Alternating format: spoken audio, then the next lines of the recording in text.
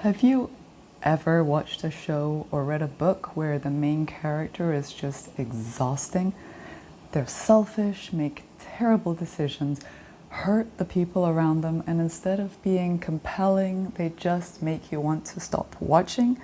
Yeah, that's the kind of issue we're talking about today because flawed characters are essential to storytelling.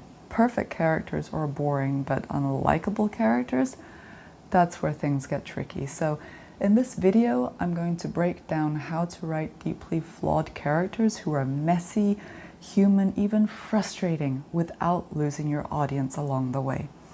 And if you're familiar with my books, particularly my most recent series where the hero is a criminal, comparable with the likes of Raymond Reddington from The Blacklist or Thomas Shelby from Peaky Blinders, you'll know that I love writing these types of characters. So let's start with the obvious. Flaws are what make characters feel real. No one relates to perfection. We relate to insecurity, jealousy, fear, pride, anger, those rough edges that make people human. And guess what? Flaws create conflict, growth, stakes. If your character doesn't have flaws, then they don't have anywhere to go. There's no arc. But here's the problem. Not all flaws are created equal. Some flaws invite empathy, others push the audience away. So the question isn't, should my character be flawed? It's, how do I make those flaws engaging instead of alienating? To answer this question, we need to address the core rule. Give the reader a reason to care. This is the single most important principle. The reader doesn't have to like your character, but they do have to care about them. And the easiest way to make that happen? Let the audience understand why they are the way they are. This doesn't mean excusing bad behavior, it means contextualizing it. For example, a character who lashes out because they're insecure, someone who lies because they're afraid of abandonment, a perfectionist who hurts others because they're terrified of failure. When we see the root of the flaw, it stops feeling random and starts feeling human. Here's a good rule of thumb. If the audience understands the wound, they'll tolerate the flaw. In addition to this, it helps to balance the flaws with redeeming qualities. Here's where a lot of writers go wrong. They stack flaws on top of flaws without giving readers anything to hold onto. Even the most morally gray characters need something redeeming.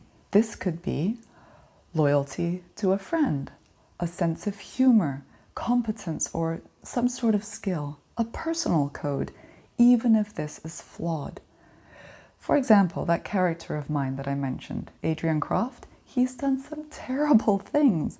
He's killed numerous people, but on the flip side of this, he will seek vengeance on behalf of those who are too weak to defend themselves. He will destroy anyone who dares to harm women or children. So while he might engage in blackmail, manipulation, and smuggling, he'll hunt down murderers and enact his own sense of justice. So, although he might be considered an anti-hero, readers root for him because the people he'll kill are so much worse. On top of which, there's his traumatic upbringing and loyalty towards friends and family that makes him likable. For your own purpose, think of it like this. Your character needs at least one trait that makes the audience go, okay, I see something redeemable in them. Because if everything about them is negative, there's no contrast and no reason to stay invested. To put it simply, flaws create tension, but redeeming qualities create attachment. You need both. Another powerful tool to apply is self-awareness. Characters who recognize their flaws tend to feel more likable, even if they haven't fixed their flaws yet. There's something inherently human about someone saying, I know I'm messing this up, I just don't know how to stop.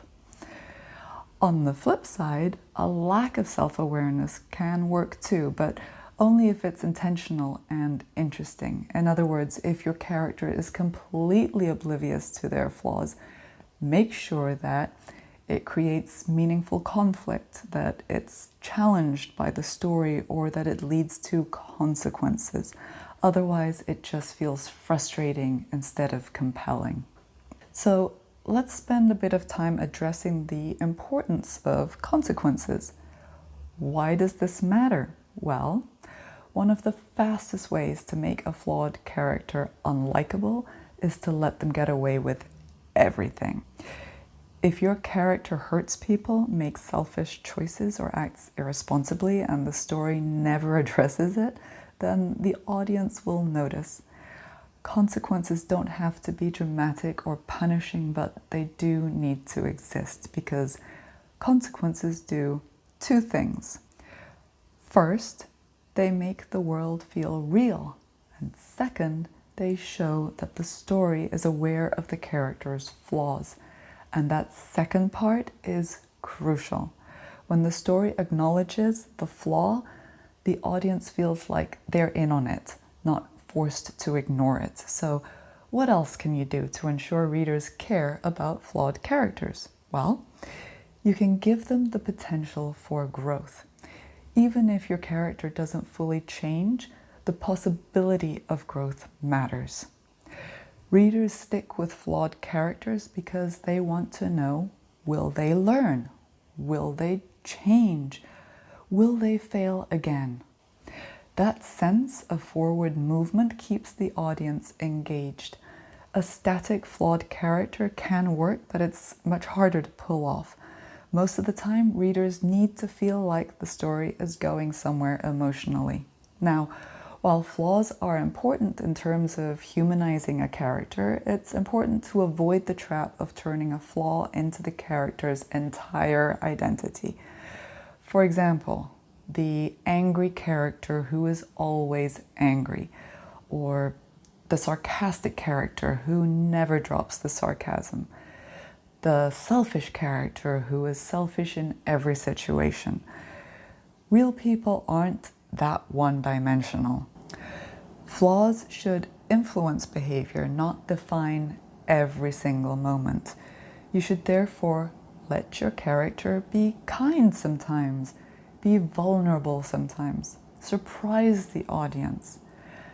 That unpredictability is what makes them feel alive.